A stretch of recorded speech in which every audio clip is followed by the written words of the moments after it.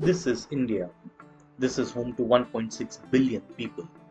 It is one of the oldest continuous cultures on earth. And over the ages, there have been many people who came to India. 400 years ago, the Britishers came. 600 years ago, the Mughals came. 1000 years ago, the Ghurids of Middle East came. 2000 years ago, the great Alexander came to India. Across the centuries, India has magnetized a myriad of visitors, generally attracted by its wealth. So here is a question. When was the first time a human set foot in India?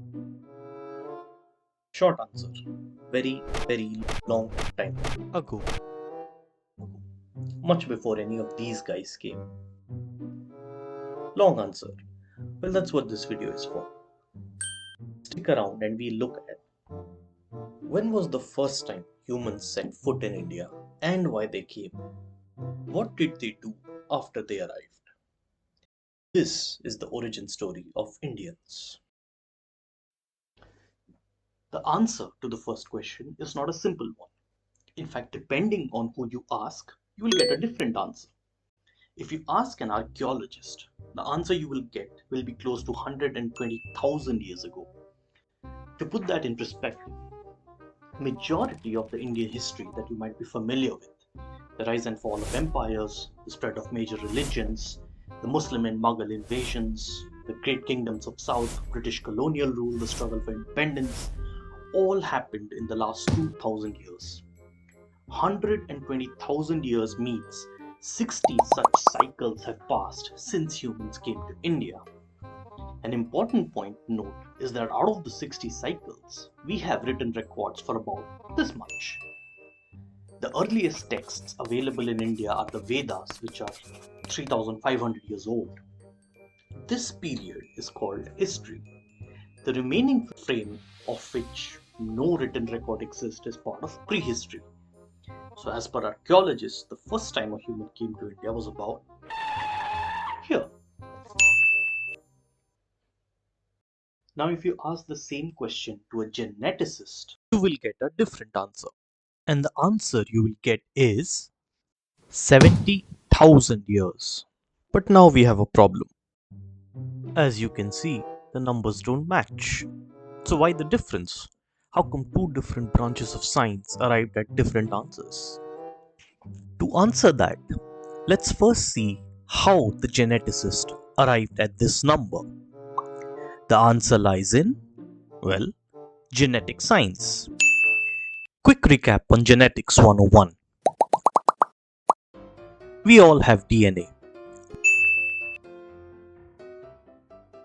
One half of a person's DNA comes from the father, the other half comes from the mother. So every DNA in our cell is half and half, except for the mitochondrial DNA. Mitochondrial DNA is inherited only from the mother. So the mitochondrial DNA you currently have is identical to your mother's. Your mother's mitochondrial DNA is identical to her mother. And this stretches back all the way up your family tree. Let's say you and another person share the same mitochondrial DNA. Then you both belong to the same haplogroup. And when two people belong to the same haplogroup, it means that they share a common ancestor on their mother's side.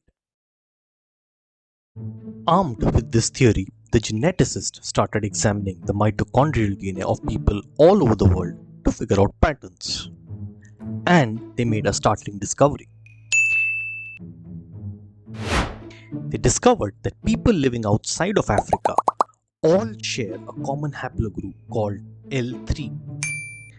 And as it turns out, L3 haplogroup originated from Africa.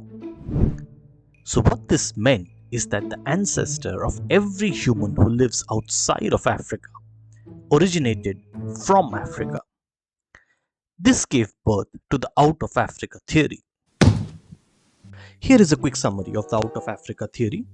100,000 years ago, a group of Africans decided that life was not fun enough. They had to scrounge for food, face a lot of danger, had limited entertainment. Damn. So they decided to do what every bored person has always done. Travel.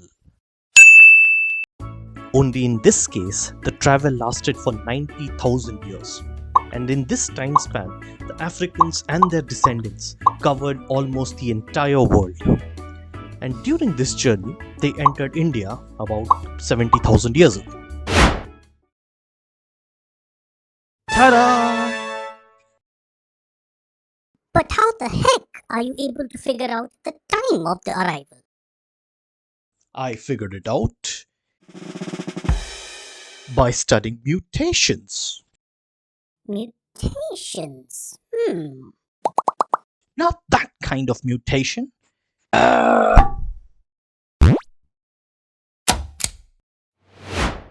As we grow up, our cells undergo division to produce new cells. During this division, DNA is copied over to the new cell. But sometimes, during this copying process, a mistake occurs. These mistakes are referred to as mutations. Geneticists discovered a mutation called M130, which was present both in Indians and Africans. This became a key in figuring out the time of arrival. They applied mathematical models to determine when this mutation migrated from Africa to India. Every mutation has a certain rate of occurrence. For example, let's assume a hypothetical mutation which gives people green eyes. Let's say this occurs once every 1,000 years. And let's say that this mutation is present in 1% of the population. If we plug in these data, the equation tells us that the earliest human who had this mutation lived about 50,000 years ago. Similarly, when scientists plugged in the data for M130, they arrived at the conclusion that the earliest human came to India 70,000 years ago. Got that, kiddo? Wow. But what about him? Huh? So how did archaeologists arrive at the number 120,000? Let's take a look. Archaeologists seek artifacts like tools, bones and pottery and use them as clues to unravel history. By analyzing these findings, they endeavor to reconstruct past events and occurrences. Look at this ancient stone tool. Must have been used for hunting, right? Nah, it's definitely for cracking open coconuts. To make chutney. What about the pottery fragments? That's for brewing ancient chai. And the bones? Ah, the remnants of ancient biryani feast. They had recipe down even back then. That does not look like biryani remains. Silence! We discovered an ancient civilization with a flair for chutney, chai and biryani. We'll call it CCB civilization.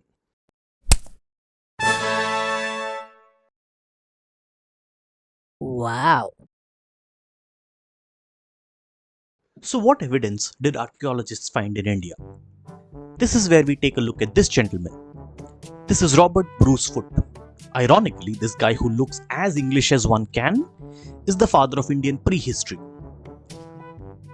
Robert was born in 1834 in England. When he was 24, he arrived in India. He was appointed as a geologist in the office of GSI.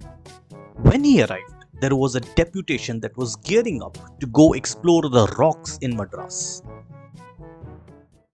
We are men of science. We are pioneers. Today we take the first step of this historic exploration to discover the secrets of the rocks of Madras.